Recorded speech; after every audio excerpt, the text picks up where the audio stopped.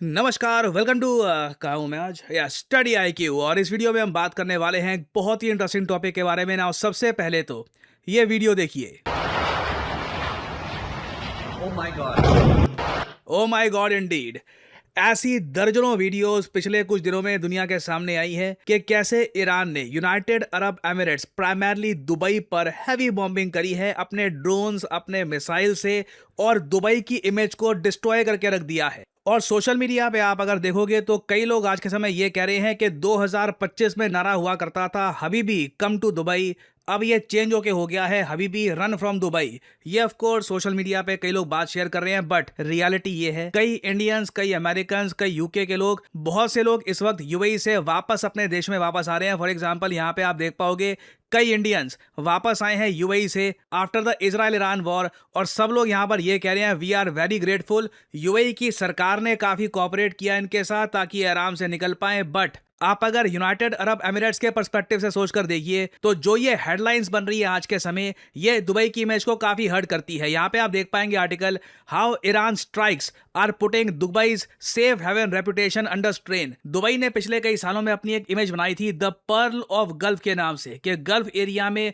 सबसे ज्यादा रिच जो एरिया है, सबसे ज्यादा अपॉर्चुनिटी वाला जो एरिया है वो दुबई है। सारी लग्जरीज हैं, बढ़िया रेस्टोरेंट्स हैं, बट जिस तरीके से टूरिस्ट ने देखा कि ड्रोन्स डैमेज कर रहे हैं बुर्ज खलीफा और बुर्ज खलीफा के आसपास के इलाकों को, जो लग्जूरियस रेस्टोरेंट्स हैं यहाँ पर, लग्जूरियस लोकेशंस हैं, यहाँ पर बॉम्बिंग की जा रही है। इधर आप देख पाओगे ये इमेज तो दुनिया भर में वायरल हुई थी। यहाँ पे आप देख पाओगे लिखा है DP world welcomes you to Jebel Ali free zone, और पीछे यहाँ पे एक ड्रोन हमला हो रखा है। ईरान ने इतने सारे अटैक्स किए हैं दुबई पर कि जो दुबई की ग्लोबल ब्रांड रेपुटेशन थी इसको भारी नुकसान पहुंचा है। अगर हम सैटेलाइट इमेजेस से भी देखें तो ये दुबई था इस वॉर से पहले, और ये अब इमेजेस सामने आ रही हैं। कुछ इमेजेस यहाँ पे भी आप देख पाओगे, ये दुबई के जो आर्टिफिशियल आइलैंड है ये आपको दिख जाएंगे, और ये जो ड्रोन अटैक किए हैं ईरान ने ये उसके बाद का दृश्य है। और यहाँ पे एक वैसे इंपॉर्टेंट मैसेज मैं आपके लिए ये भी डालना चाहूंगा कि एक ऐसे इंपॉर्टेंट जियोपॉलिटिकल इवेंट्स में बहुत इंपॉर्टेंट है कि आपके पास करेक्ट इन्फॉर्मेशन पहुंचे। जल्दी ना पहुंचे, एक बार को 2-3 घंटा लेट हो जाए, बट एटलीस्ट करेक्ट इन्फॉर्मेशन आपको मिलनी चाहिए। नहीं तो ऑपरेशन सिंदूर के टाइम में आपको याद होगा वीडियो बन गई थी कि जी कराची का पोर्ट कब्जा लिया है इंडिया ने, और बहुत कुछ ऐसी वीडियोस बना दी थी। अभी एक और न्यूज़ फैला दी थी किसी ने कि जी यूएसए का एयरक्राफ्ट कैरियर है उसको मिसाइल से हिट कर दिया ईरान ने, वो भी फेक न्यूज़ थी। सो ऐसी फेक न्यूज़ से बचने के लिए, and if you want genuine geopolitical content, तो फॉलो करिए करियर 247। वहाँ पे मेरी रेगुलर वीडियोस आपको मिलेंगी, रेगुलर अपडेट्स के साथ आपको मेरी वीडियोस वहाँ पे मेरी मिलती रहेंगी, और मेरी शॉर्ट्स भी आपको मिलेगी। करियर 247 का जो लिंक है ये मैं आपको दे दूंगा पिन कमेंट में नीचे, and you can subscribe to this channel. Now वापस आते हैं इस टॉपिक पे। आपका सवाल यहाँ पर ये होगा, मगर ईरान ये सब कर क्यों रहा है? मिसाइल्स बरसाए इजराइल ने और यूएसए ने, दंडित कर रहा है Iran primarily Saudi Arabia, United Arab Emirates और कतर को। वेल देखिए, इजराइल पर भी मुझे यहाँ पर पहले तो ये ऐड करना पड़ेगा, ईरान इजराइल पर भी मिसाइल्स बरसा रहा है आज के समय। ऑल्दो इजराइल ने बहुत सारे ईरानियन मिसाइल्स को इंटरसेप्ट कर दिया है, बट फिर भी ये लगातार न्यूज आ रही है कि कहीं पे 9 लोग मर गए, कहीं पर 5-6 लोग मर गए। इजराइल में भी हम देख रहे हैं कि ईरानियन मिसाइल स्ट्राइक से बहुत ज्यादा नुकसान हो रहा है। मगर दुबई को इस तरीके से अटैक क्यों किया जा रहा है? यहाँ पे आपको समझना होगा, ईरान में आज के समय जो सरकार बची है इनकी डेस्परेशन क्या है, ये क्या अचीव करना चाहते हैं।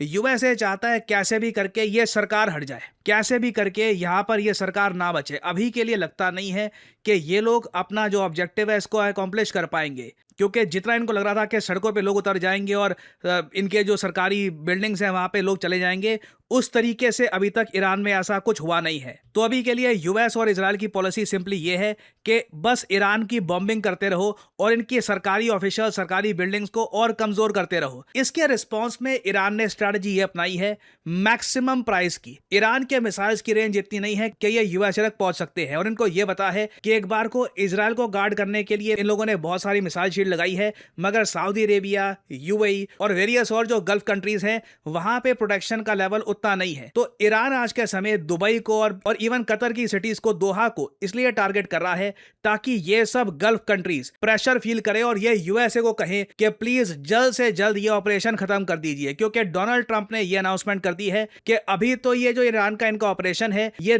3-4 हफ्ते आराम से चलेगा, उसके आगे भी ये कंटिन्यू हो सकता है। ट्रंप ने कुछ ही मिनट्स पहले ये ट्वीट करी है अभी, जहां पर ये कह रहे हैं कि ईरान का एयर डिफेंस सिस्टम जा चुका है, इनकी एयरफोर्स डिस्ट्रॉय हो चुकी है, इनकी नेवी वेल कभी थी नहीं बट ये भी डिस्ट्रॉय हो चुकी है, और इनकी जो लीडरशिप है ये भी जा चुकी है। They want to talk. अब ईरान कहता है कि हमें बातचीत करनी है। मैंने यहाँ पर कहा है टू लेट, अब बहुत देर हो चुकी है।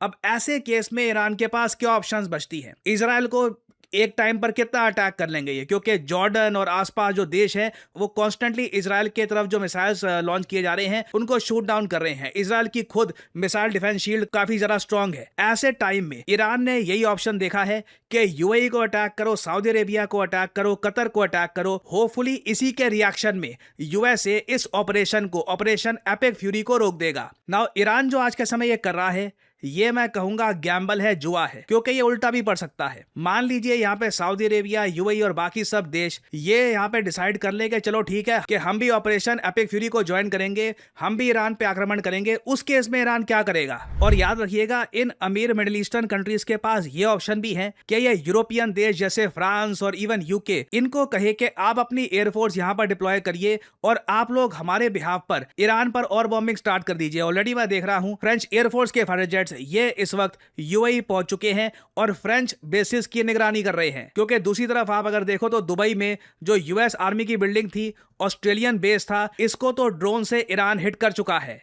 बट क्लियरली ईरान की करंट लीडरशिप को लगता है कि जो अभी इनकी स्ट्रैटेजी है कि यूनाइटेड अरब एमिरेट्स जो यहाँ पे है, इधर आप देख पाएंगे दुबई, अबू धाबी, जो वेरियस फेमस सिटीज हैं यहाँ पे आपको दिख जाएंगी, इनको ये लगातार बॉम्ब कर सकते हैं। दुबई की देखिए प्रॉब्लम यहाँ पर ये भी है, ये ईरान से काफी करीब भी है और ये कोस्टल एरिया है, तो इसलिए काफी ज्यादा ये वनरेबल है, इसलिए दुबई को कॉन्स्टेंटली टारगेट किया जा रहा है। उसके अलावा कतर की जो सिटी है दोहा, यहाँ पे ईरान मान रहा है कि लगातार अगर इनको बॉम्ब किया तो ये रिटेलिएट नहीं करेंगे, क्योंकि कतर और यूएई ने बहुत ज्यादा मेहनत करके पिछले 10 सालों में अपनी एक इमेज बनाने का प्रयास किया है कि दुनिया में देखिए कहीं पर लग्जरी है, कहीं पर कमाल की इन्वेस्टमेंट अपॉर्चुनिटी है, तो यहीं पे है।